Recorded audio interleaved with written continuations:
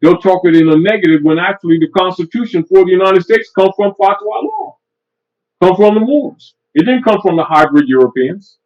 You know, and people need to understand.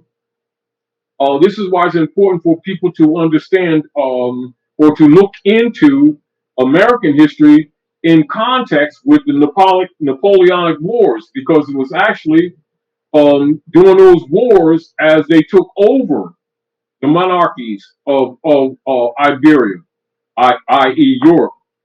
Much of the corruption that we're experiencing today, they've been using dark magic, Babylonian magic, to rule the world ruthlessly. Speaking speaking of dark magic and Babylonian magic, Yeah. you know, I'm reading Synchronicity in the Seventh Seal. Oh, Peter Moon, yeah. Peter Moon. And so getting into it, I realized that dark magic was being used because that's what's in here, as well as Noble Drew Ali in here. So you got Ron L. Hubbard, you got Aleister Crowley, All you of got those Jack things are tied Parsons. together. Yeah, You'll see. you got the Hatton Ashram. Yes. Y'all, I'm telling you about a book that y'all need to go and get so we can all talk about this book. Got to be read. But can I share something freely? Because I want to just make this note. Okay. With you, Dr. Aguilar. Go ahead. You will see. Remember, like Noble Drew Ali said, he's gonna make the European tell the truth. Yes. Now, and as we mentioned over the years, as the middle class of the hybrid Europeans have been thrown under the bus as true history starts coming about. And the truth about the Whiggamore Party operations, they just don't say Whiggamores. They'll just say the Democrats and the Republicans. Understand you're talking about the Whiggamores. Mm-hmm. As this comes out and all the corruption that has taken place on the planet system with Napoleonic Wars, etc., they didn't expect to be thrown under the bus.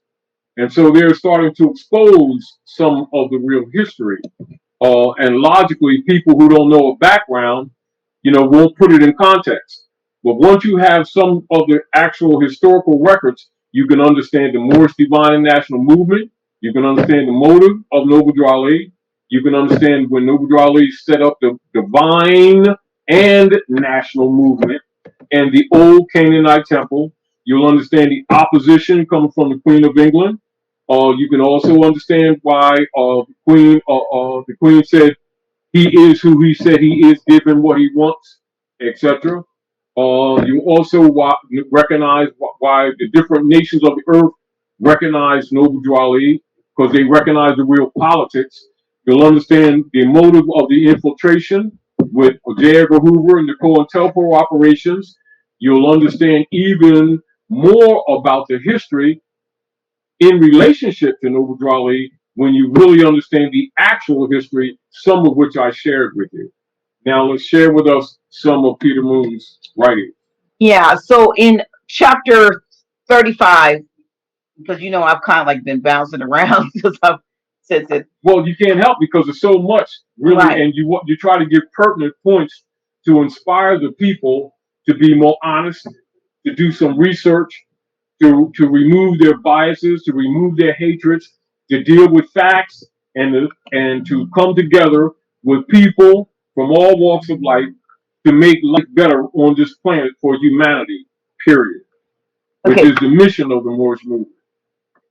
All right. I'm going to read this is second chapter in second paragraph, I'm sorry, chapter 35. After reading Peter Wilson's Sacred Drift, and I just ordered that book, I was a bit astonished to find out independently that Drew Ali was not only a real character in our history who not only appeared in the newspapers of his time, but has a substantial FBI file, the entirety of which has not been released to the public at this time. In fact, he was doggedly scrutinized by J. Edgar Hoover's FBI during the Roaring Twenties. Although he was by no means the first Black Muslim in America, he is believed to be the first Black Muslim prophet. It is not surprising, and understand this is written by Albion. Okay. So it is not surprising that he has been obscured and forgotten by most white historians But it is even more alarming that the majority of his fellow African Americans are equally ignorant of his incredible life.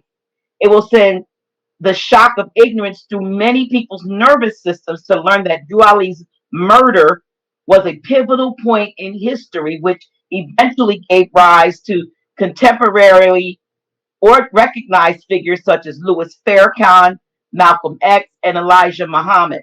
Although these characters are not known to have shed any light on Drew Ali or his heritage, they would never have risen to their aggrandized station in life had it not been for his legacy. Can I continue? Yes, go ahead. Uh, Until you feel that what you've shared has context for the people. okay, So things must be put in context. right.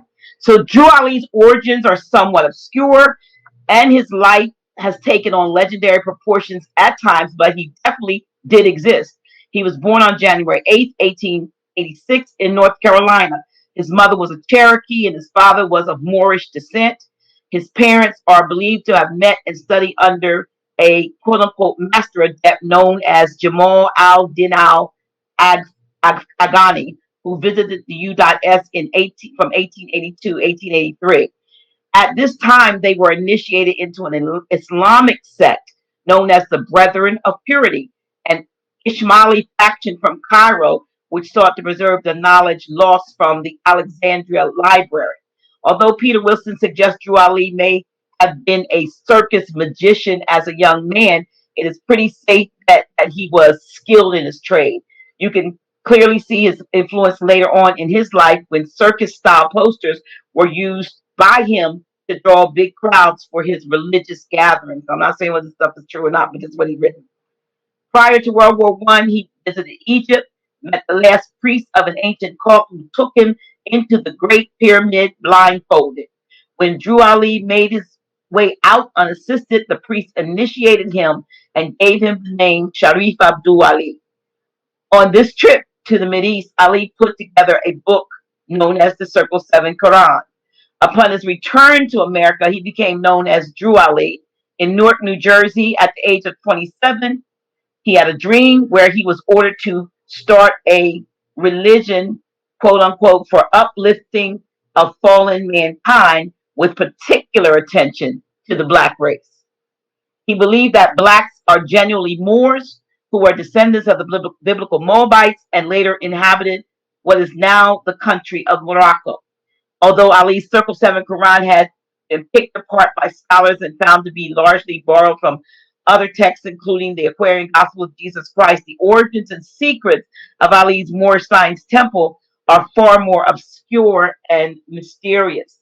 When one studies mystery schools, it is wise to remember that there is usually an outward front, but also an inner circle that is much more mysterious and often revolves around a character or entity which seeks to remain invisible. By all appearances, Drew Ali was a kind and loving man who sought no conflict with white people. In fact, he specifically stated that whites, this is interesting, could claim the same status as blacks by declaring themselves to be Celts or Celts and therefore Asiatic. The Celts originated in Central Asia and migrated to the British Isles via Africa. The Moorish Science Temple was predominantly black, but was not exclusive in terms of race. Ali's purpose was not only to correct the horrible wrongs that had been committed against the people of his own heritage, it was also to restore the lost wisdom that they once possessed, which had enlightened the Western world for several centuries. And I'm going to stop right there because there's a lot more. But that right there is a lot. And the fact that, I think what struck me in that, one of the things, not how a lot. much has been held back on the people. Well, and that he true. has, as a modern European, feels like, his own people don't know who he is. Right. They don't know who they are, so they don't know who he is. Yes. But keep in mind with the infiltration, when you do research in the FBI papers, you will see that many of the people who became in those periods of time sheiks and sheikesses in the temple were actually plants of pastors and ministers, 33-degree Masons from the church. whose mission was to neutralize it because of the effect of the membership that was happening with the churches and the synagogues, with people coming into the Moorish movement from both of those orders, and he was considered an economic and political threat. So this is where you get also a lot of the activities of the great sellout that people mention but don't talk about, and that would be this is why we already know that many scholars who have that information don't share that information with members of the Moorish Science Temple, so they don't recognize the motives of many of the people who are also still governing within the movement, etc., and who have credible positions. But when you start doing the research, you'll recognize who's who by their activities and also by the lack of certain activities. Well, I think the thing that I found interesting in here that this was tied in with this, not just there's several chapters in here about Prophet Noble Ali, but it's tied in with the fact that there was a lot of, like you said, sorcery. I call it sorcery and debauchery and so people like the Dianetics movement and stuff, which now makes a lot of sense as to why maybe certain people are their people through clearing via Dianetics, because there's some early back in the 20s and 30s connection between that nation and this kind of movement.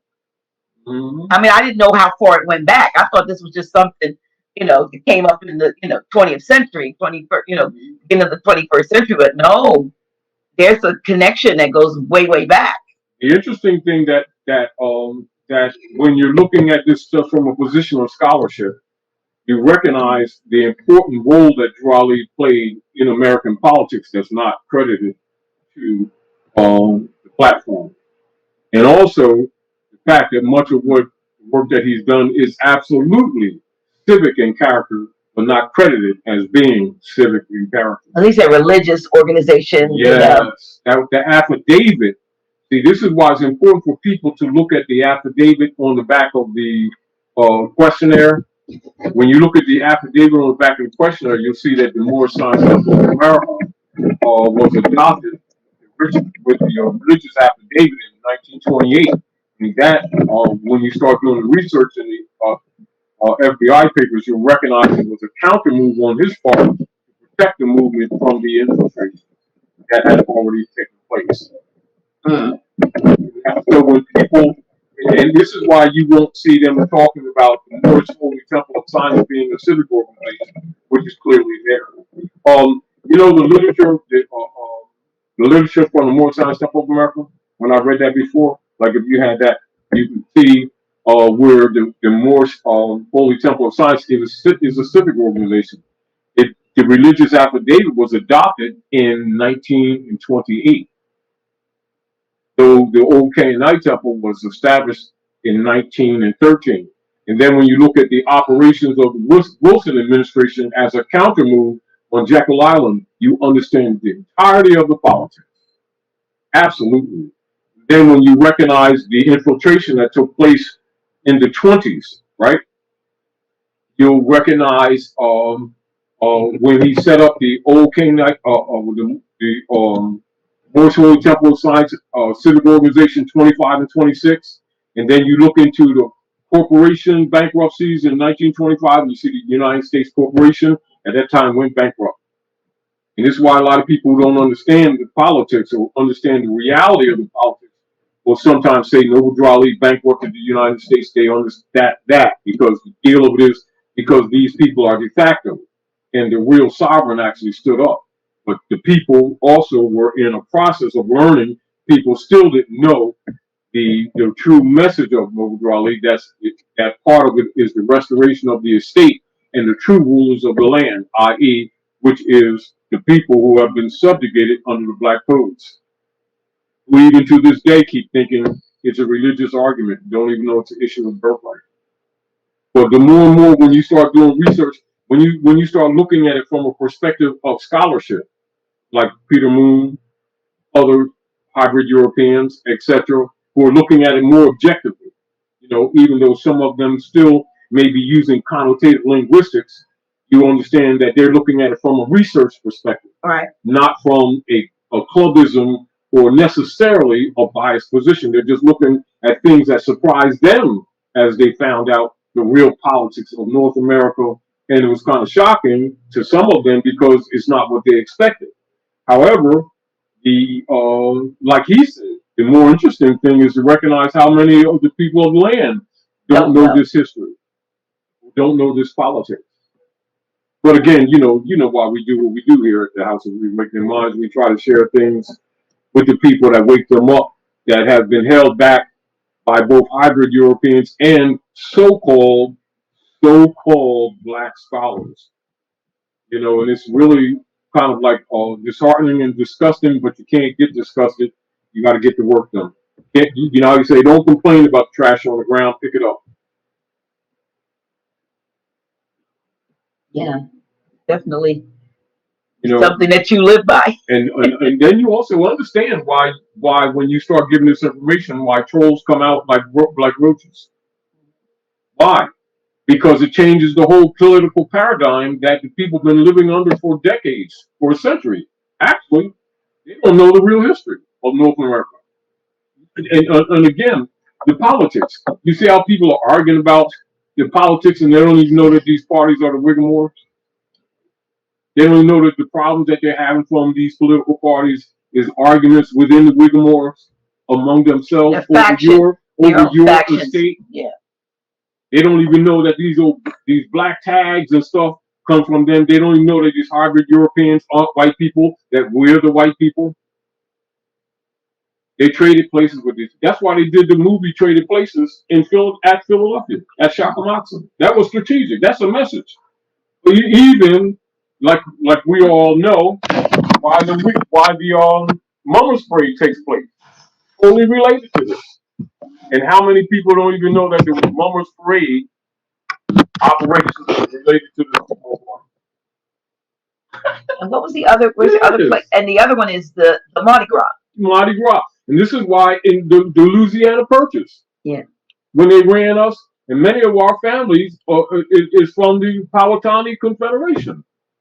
Whether you're talking about the Seminole, the Washita, the talking about Matoaka. The whole thing about Matoaka that they fake up and call Pocahontas, which is a fictional name. And they're taking over, and the Trail of Tears. All of these are Moors. And they separate us, making us think that we different people. Then they made up that other term, Native American, African American, to twist us from each other, make us think that we're different people. Schism. All that is schism. All that is fiction. But the fact of the matter is, it's been operative among our own people, which is again why our people are disconnected from the land, disconnected from the treaties, disconnected from constitutional enforcement, because they don't see themselves. They don't even know it came from them. However, it's good that some of the Europeans, hybrid Europeans, are telling the truth now, because it's in everybody's interest. Because now many of the hybrid, the dark, they might call themselves demon Satan worshippers, etc., and human sacrificers among the hybrid Europeans who've been destroying the planet and destroying the world. It's like it's in everybody's interest to start telling the truth now, and it actually seems like they're out to lunch. However, the reality is the truth must be told in order to bring humanity back to a point of civilization, so that civilization itself doesn't collapse under the corruption of the hybrid operators under the unum sanctum policy. Because the world, they've corrupted so many governments on the planet and destabilized the whole planet. Now it's sort of like it's in everybody's interest now to start telling the truth, and they've been lying for so many generations, they don't even know how to tell the truth right. However, some of them are starting to tell the truth. And there's some other points that Peter shared with the people that you feel that are relative to comprehending the operations of the cotton wigs and the consigns wigs and their battle over the Moorish estate, share that. Um, I just think it's so much in this book. It needs to be. It would be a good thing for to have discussions over it and have others read it, because the way as he writes is a mixture of a Sort of like a theatrical story form. a story form, but truth, and because it was really in harmony with in some ways with, even like, you see how a lot of Moors, of course the country, some of the dances that they do, etc., the nature of the dances, the shaking of the shoulders, etc., the wiggling of the hips, the stepping, etc., the jumping, the kicking, etc. Those are ancient traditions, and although the people may have forgotten some of the traditions or the nature of replication of acts or nature, the animals in nature, etc., and how nature works and the symbolism of operations of nature, a lot of them forget that. However, when you start researching, you can still see the tracing back to the ancient world. A lot of things haven't changed in the different territories. It's just that the people don't recognize their relationship to each other. But that'll come together in due time. But again, as we were mentioning earlier, it's important for people, just like Juali said. Hopefully, we can get rid of some of these ancient hatreds. But if the people don't know the histories, they have limited or no knowledge of how a lot of these hatreds have their origin. A lot of these distrusts have their origin. When they know this real history, the politicians and the both local and federal and state can no longer fool the people because they understand their motives. Why it's important for the people to understand, if they don't know the Whigamo Party and they're talking about these politics today, they're 90% wrong. Doesn't mean that they're lacking intelligence. They lack information. And so their concepts are wrong because the root of the information that was given to them is incorrect. However, having this knowledge also empowers our people to be more competent in their ongoing activities of taking their proper places among the affairs of men and reinstituting their obligations to enforce the supreme law of the land, which are the treaties and the Constitution for the United States, of which Donald Trump is in harmony with. And so people who are angry with him really need to know the history to kind of understand the politics. And that's not a sanctioning, and that's not, like I said before, I'm not saying or putting Donald Trump in front about anything, because the United States corporation is dead. Politically is dead. It's just that the people are still in a state of civil litter mortuus, of which we're doing the best that we can, along with others, to bring our people out of that state of civil litter mortuus and bringing them to a state of in full life activities, etc. And then from among our people, trusting that people with good intentions and with pure hearts will become active in reestablishing or activating the actual political forums by which we take our places among the affairs of men via their consular obligations in relationship to Act 1 of the Divine Constitution and Bylaws, etc., demonstrated via the Moorish Holy Temple of Science, etc., and activated properly with a cognizance of the civic platform from which that was constructed with the Moorish Holy Temple of Science as a ground of training and practice within our order, and then taken out into the world. When you take it out into the world, now you're in a consular venue via treaty and constitution, distinguished from internal affairs. So that would be international affairs, etc. And this is why it's important for people to really understand when Raleigh say enforce the Constitution and the treaties. Because our people think that the Constitution itself is the law, supreme law by itself. No, it's the treaties and the Constitution. That's why it's important for people to recognize Article 3, Article 4, Section 4, and Article 6, Supremacy Clause. Also, why in the nobility clauses, etc., of the Constitution, particularly when you're talking original Article of Amendment 13 with its 20 section referred to as a 1320, why that's not exposed or taught to the people. And also the people need to recognize why Pharisees and Sadducees by law, by fatwa, were not allowed to be hold office in government as they were actually knights for the papacy under after the Napoleonic Wars to overthrow all the republic orders, etc., and to enslave humanity, which has been taking place all around the world, and particularly rooted from North America, from Canaan land that you call Canada now, and the United States corporation operations, which are actually a singular operation appearing to be separate for the sake of the people, but in fact are both operated from the Circle Church and the Chancery of from Fleet Street, England, under the powers of the Popes of Rome, etc., and the Vatican's P2 Masons, etc.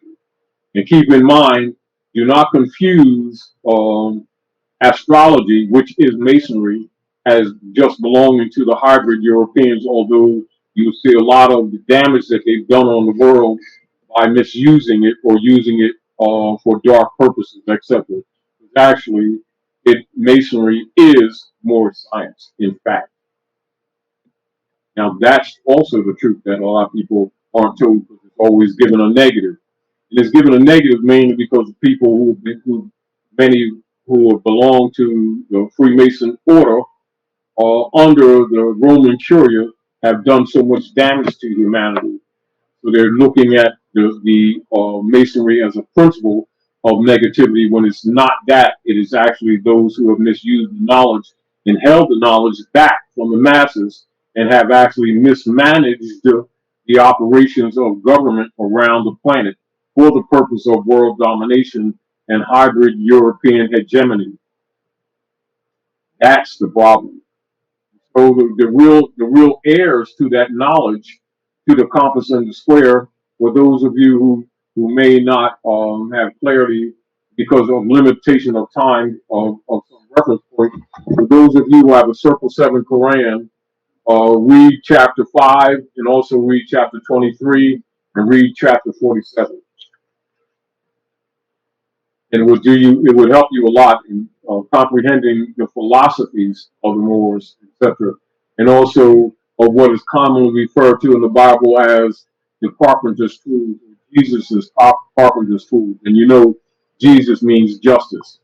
And when it's presented biblically, it's an anthropomorphic presentment of the cosmos and the transits of the sun, and also cause and effect operations on planet Midgard, this particular planet we call Earth Midgard, etc. And our obligations here, while we are restoring proper stewardship of operations on the planet. There's some other points of reference you can make. Yeah, because I've seen this every now and then, but here's one that says, "Ha, stop with that consular madness. Go research the word and know it applies to foreigners on the soil of another." Yes, it does. That's because consular venue is where all treaties are enforced around the world. There's some That's a venue. That's not a court by itself. That's when a court changes venue when issues of controversy come about between citizens and nationals of different political states. So when you're talking states, you're also talking nations. So you're talking venue. That's all over the world. And anyone that has what you call a diversity of nationality, whenever there's an issue of nationality, this is another reason why many of the private POW camps have been packed with Moors under the Christian black codes, because they've been in or held artificially in a dead status. And those persons among themselves who claim rulership or viziership or any positions of power were actually listing themselves under the 14th Amendment of civil rights instead of nationals or the people of the land and enforcing international law. And all arguments were to be held in a consular venue. For those who doubt that, read Article 3, Section 2 of the Constitution for the United States. And keep in mind, Noble Drew Ali said, help me in my great missionary work to bring my people back into the constitutional fold of government enforcing our Constitution for the United States. And you'll find that in a divine warning by the prophet for the nations. So if you're nationalized, you do not operate under the black codes. Any controversy would be a consular venue. That is a political venue. And any venue where controversy is held between people of different nation states would be a consular venue. And that's a fact. Thank you for that. Here, Curtis Jones says, I've read and I think this referred to Noble Drew Ali, had a lot to do with nation state as well. When he died, the Vatican was the first, in quotes, to start right after using Drew Ali's groundwork. Well, of course, the major issue is this is why people need to know the history. That's like when we came into this, because we can't go through all of it. I say study the Napoleonic Wars from 1803 to 1815, because when they're teaching history of America, they do not include the Napoleonic Wars because they don't want people to tie back to Iberia, because you know that Iberia is Europe. Then when you know Iberia, then you trace back to Phoenicia, Nefertiti's daughter. Then you start recognizing Germany was actually Moorish. Then when you go into Iberian history, or what you call European history, you'll find that all the nobles were Moors. That's why a good book for those of you who have not been properly made erudite in the history of Iberia and America. One of the most awarded scholars in the world, named Joel A. Rogers, wrote a book called Nature Knows No Color Line, and started looking at the coats of arms of the real Picts and Moors, or nobles of Iberia or Europe, and she will see that they're all Moors, Aboriginal Moors. Not no, second shelf. No, down. One more shelf down. Right there. Push back. Look back. The white book standing up. Right. See the white book behind that? Oh, yes. Matter of fact, Nature Knows No Color Line, and you'll find that the jurisprudence that is used today around the world came from you all, and you're not black, you're Moors. Get over it. You know what you find is that when people, because when you start finding out the truth about Iberia, i.e., Europe, etc., those are noble families of Europe. Your concepts have been all wrong. That's why Noble Drew Ali says your concepts are all wrong.